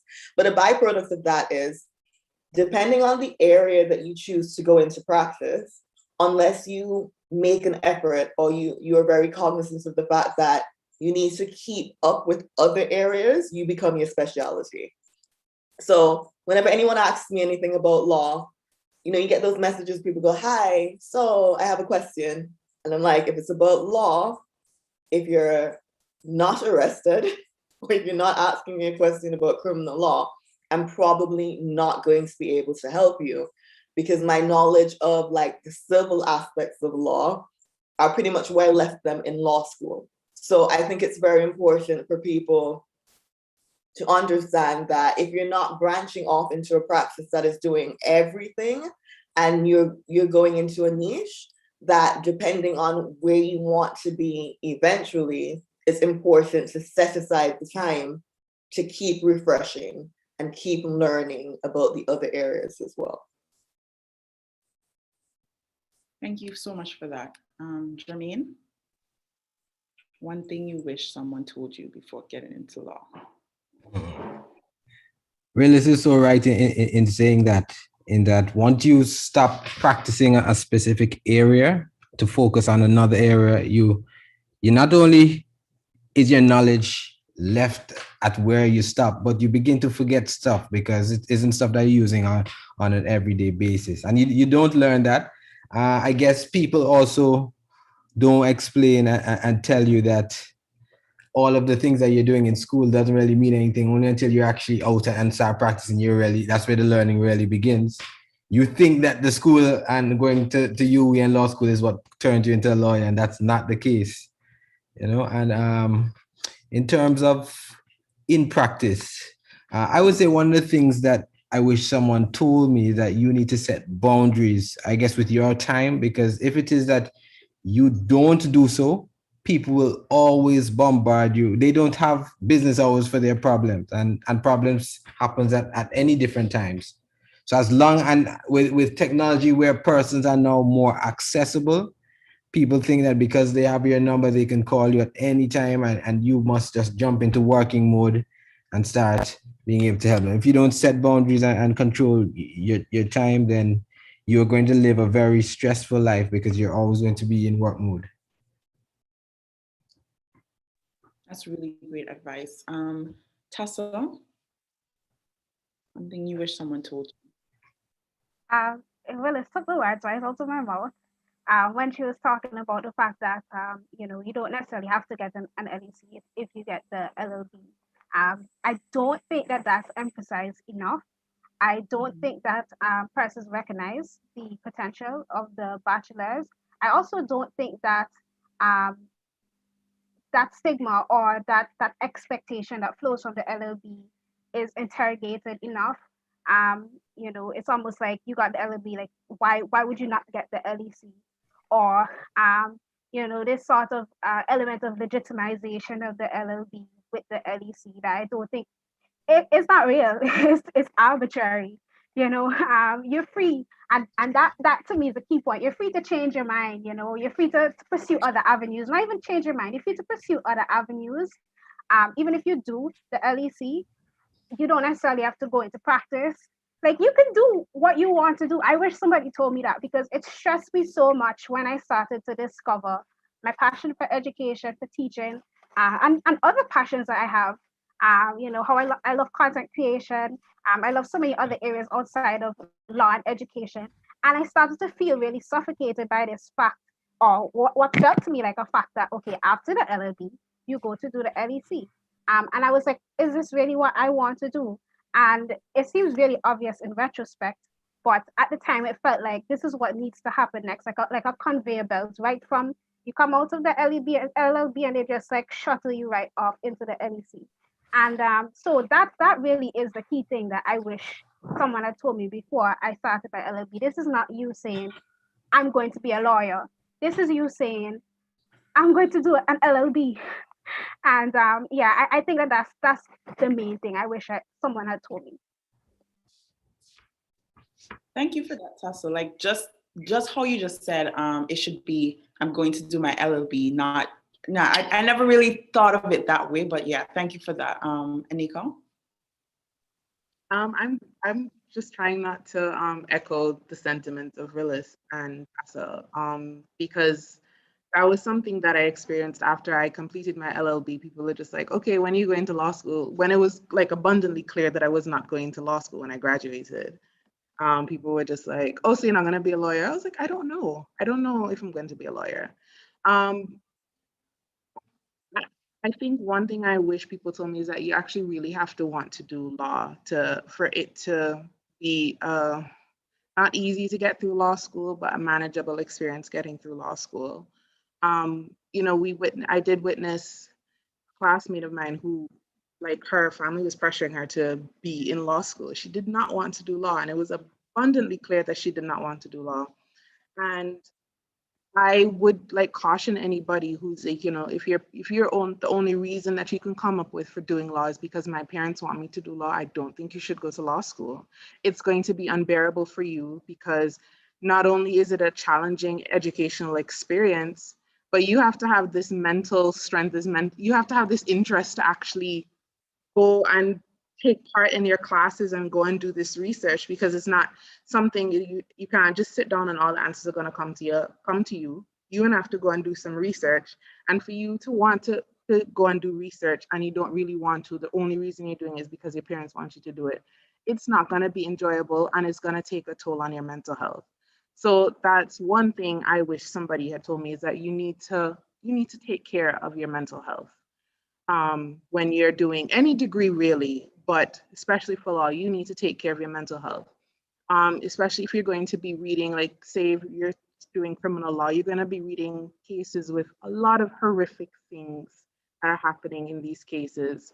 And sometimes the cases are detailed and you're reading these things, or when you're at Norman Manley, we had to do, forensic medicine.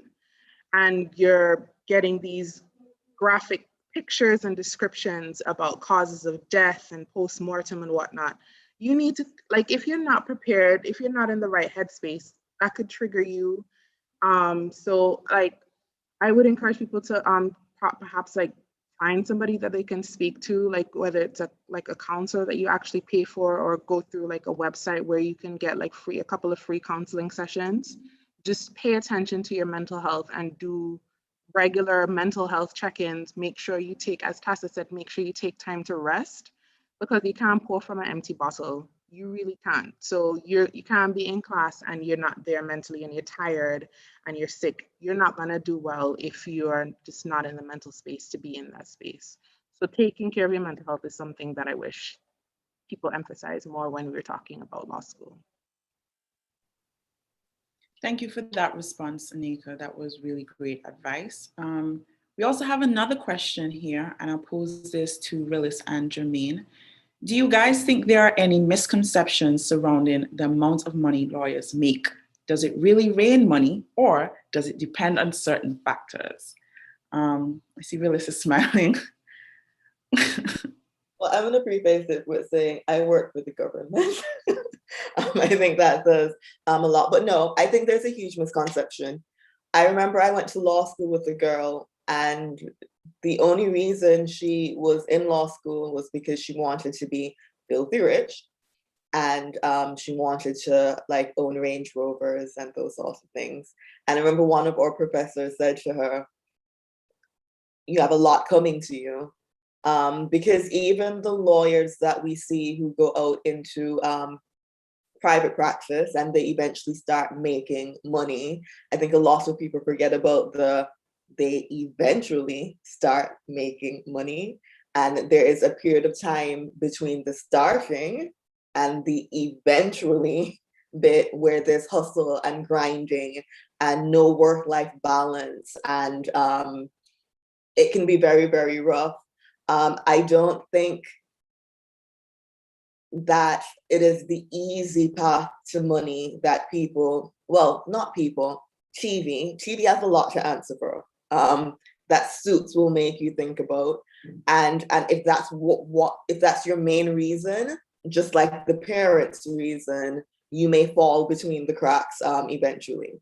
I'm not saying that you can't eventually make money, but there's a period of time before that becomes plausible, in my opinion. I don't know, I'm not in private practice. When I went to law school, I always intended to work for the government until the end of working. So Jermaine might be in a better position to tell me if I'm accurate, but from what I've seen, whereas you can have a very successful practice, it does take time, it does take passion, it does take effort. That's an excellent response, Willis.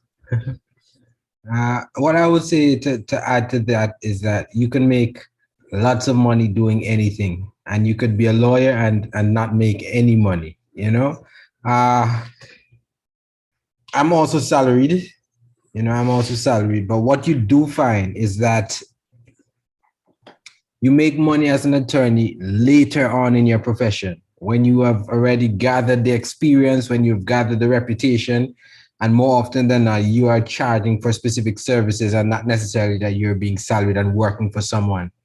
I guess the sooner you can work for yourself and provide large amounts of value to people in the services you provide, it will determine the kind of money that you can charge. We are always cautioned upon leaving law school that it's not the wisest thing to do to immediately leave and to immediately go on your own. And that is because, as we mentioned earlier, the learning actually starts when you leave school. So there's still a lot of learning that you still have to do. And no one really tells you that you are continuously being educated, continuously learning every day in your career. So you're learning as a young person. You're working with someone, you're really not making much money you're not charging and making the money from an individual transaction. You're probably doing the work, your firm is charging, and you're getting paid a salary. probably when you're 15 years, 20 years in, you'd potentially start making money. But then I guess by that time, money doesn't even mean to you, but you're just being compensated for your time and for the expertise that you're giving to some. Um, I would say that if you are wearing, yes, formal attire every day, there is also a public perception that you may have a lot of money, but it doesn't necessarily mean that lawyers are making money. It's just the attire and the formalities of the profession, which could give the perception that money is being made, and it's not necessarily the case. All right. I see a question by Charles, and I can lose on. All right. So I see a question. Did the experience in law govern in any approach to starting our own business, JMBI? I would say yes, we do have a business, GI, that sells properties, rents properties using an innovative mobile app. I would say that my experience with law did govern the way in which I approach the business. Reason being, you don't have control over the clients that you do get when you're working in private practice. And one of the things you would have never really taken into account of is that you can give the best advice or you can point someone in the right direction as to what they're going to do, but it comes down to dollars and cents, how much something costs and how much someone will have to pay. And if it is that you're telling someone about setting up a business, and these are all of the things that we recommend for you to set up and grow your business, what it's costing. More often than not, these people will say, okay, well, if the minimum I need is to just form to get a bank account or whatnot, I will just form a company. So that is what you get used to in private practice, but it doesn't mean that there aren't other aspects of a business that you as a lawyer would be aware of that you would love to see a client. So because I've had the privilege of being an attorney and I know how to create a business and grow it and create various aspects or tools in the business that it would need for its best protection, because I won't be charging myself to do it. I can do it and save the cost that I would have had to pay if I had to retain an attorney. So I would have just done a lot of the things the right way and the most of the things. For example, forming a company, keeping the company, I guess, in good standing, setting up the bank accounts with various like power of attorneys and signatories, registering trademarks, give the full protection that a business should get. And I won't have had to pay lawyers like astronomical fees that would normally have to be paid to do the same thing. And it helps, and it does. Thank you so much for that response. So we're coming to the end of this session. So just to wrap up, I would like for each of the panelists to just the last word of advice to any participant who is interested in pursuing law, studying law. What general advice you'd have for them? Tasso. My general advice is law, as we've been emphasizing, has great potential. If you are not fully certain whether you would like to be a lawyer, doing an LLB is still really valuable, and can be a powerful stepping stone into other avenues that you enjoy, both because an LLB is often accepted for a range of master's degrees, or other areas that you want to pursue, but also because an LLB really equips you with a lot of skills, and it can be eye-opening for you, and a lot of that is transferable to other areas, as was just discussed. So even if you're not fully certain what you want to do, don't feel trapped. Know that you can start here, develop some skills, and have a great foundation that you can carry over into other areas that you might develop interest in or discover interest in. The other piece of advice I already gave, which was try to get a little bit of experience or have those important conversations. Really great that you were able to tune into this and hear a little bit, but I encourage you, if you can, do a little internship, or sit in somewhere, whatever you can get your hands on, to see what things are really like. Figure out what aspects of law you really enjoy and hone in on those, and you'll find your way eventually. You don't need to have all the answers in the beginning. um, that I really wish someone told me. and don't be afraid to jump off the conveyor belt into any other area that you decide you'd like to pursue. Thank you, Tassa. I'll ask Anika to just give her last bit of advice. Okay. The last bit of advice I would give for anybody considering doing law or going into and subsequently going into law school is to, I'm gonna just talk about the studies, is to have a study buddy. Rosemary was my study buddy when I was at Norman Manley Law School, and having somebody help you divide and conquer the workload that you're doing is really, really helpful. So you should find somebody that you trust, that you know is gonna, pull their weight and is gonna encourage you, and you're providing mutual encouragement to each other.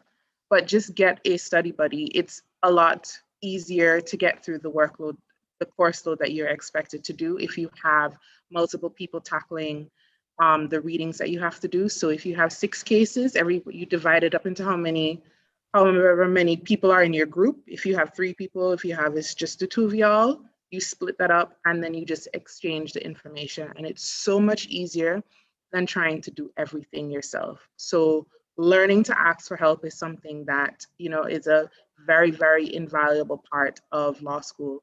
Learning to understand the limits of your own genius, because you're smart, everybody's smart in their own way, but you need to understand what are the limits of your genius, and understand that, you need to break it down, and so that, everybody is reaching their goals. Because I like to say, it's not one A given away. Everybody can get an A, and it doesn't make sense to hoard your knowledge and just keep to yourself unless that's the best way you study. But getting a study buddy is an excellent strategy.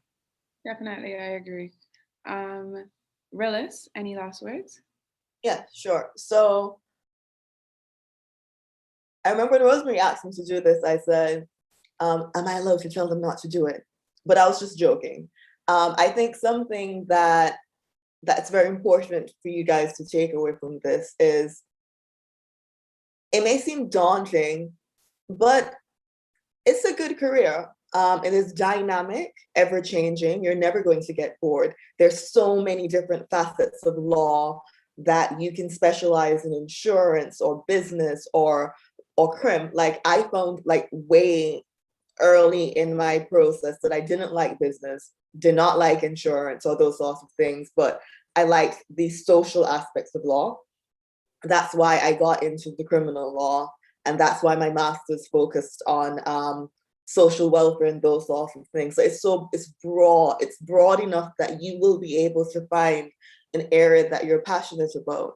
And I think because of the misconceptions that they have surrounding the money and the glitz and the glamour, that we often forget that it is a profession where you help people. And most often when you're coming to a lawyer, you're in a situation that you would prefer not to be in. Some aspects more than others, especially in my field. I remember that I say to people who oh, so you're an attorney? I'm like, yeah, and probably one that I hope you'll never have to see, because it will probably mean that something really bad has happened to you.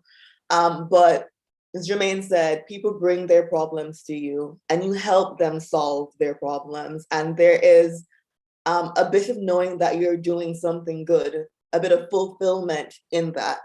I think that if you like puzzles, if you like analyzing things, and if you like to help, that this is a valid career path, and there's scholarships available. I got a Board of Education scholarship for my LLB and a Commonwealth scholarship for my master's. Just put everything in place, and as daunting as it may seem right now, it might just be the career for you. Thank you, Rillis. And last but not least, Jermaine, last word. Yes, I would just jump in and I would just quickly and easily say that, as everyone knows, there's a perception that lawyers do make money, and that's not always the case. If it is that you are interested in becoming a lawyer solely to make money, or even substantially to generate large amounts of money, in this day and age, there are so many other ways in which you can make money quickly, especially like online businesses, internet marketing, or what have you. Don't go into law if that is what the aim is. It will not be the right thing for you to do. As Willis just mentioned, in terms of persons bringing problems to you and you're helping them to solve their problem, it means that you're going to have a lot of other person's problems in your mind. It could affect your mind and your mental health. So I think that preserving a healthy mental health and a healthy, keep your mindset focused, keep your mind space, I guess, pure, clean, and manage it properly is very important in the practice of law, because it's very easy to get caught up in other people's life and story, and it's weighing down on you. You don't set boundaries, and it's very easy for you to go downhill if you're not, I guess, self-aware, So that's my 2 cents. Well, thank you everyone for being here. It was truly an insightful session. And as I said before, because we were running late in the last session, you would have heard that the link to this would be made available afterwards. If you know anyone that could benefit from hearing from this discussion, you can just send them over to our YouTube page and they could look over the discussion. So thank you again so much for being here. And I'm sure the participants truly benefited from the discussion today. So thank you. Have a good day. You guys, thanks for having us. Thanks for having me. We're going into medical sciences now. Yeah.